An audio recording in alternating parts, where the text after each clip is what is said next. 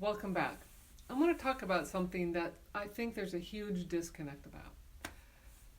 We've all been in situations where we know somebody very well, or ourselves particularly have been told a good solution would be a cortisone injection, or to take steroids. And sometimes, absolutely, that's the only way to go because your pain level is just simply too high.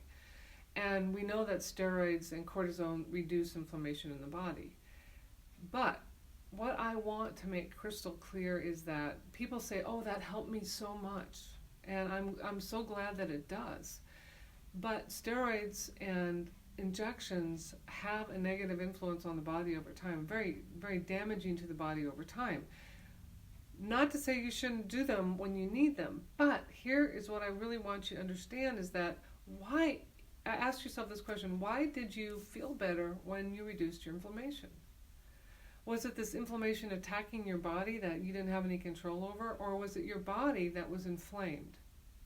And that you can do something about that status in terms of how you hydrate, what you eat, and what you don't eat.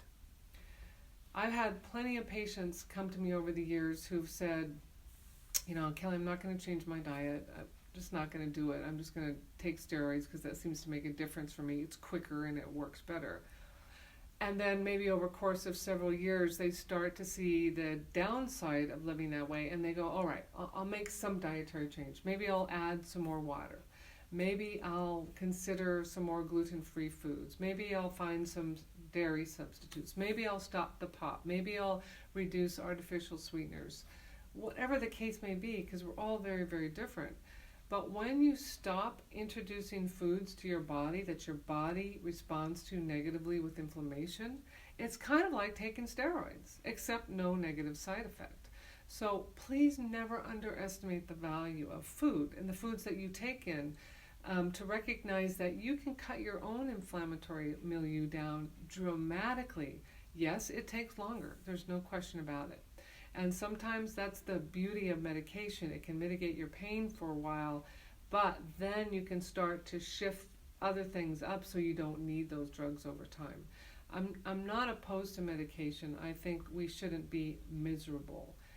But I am opposed to long-term medication in the absence of trying to do something positive for yourself where you absolutely are in control and you can make a change in how you're feeling. So that's just food for thought. Thank you for listening to me on those tough subjects.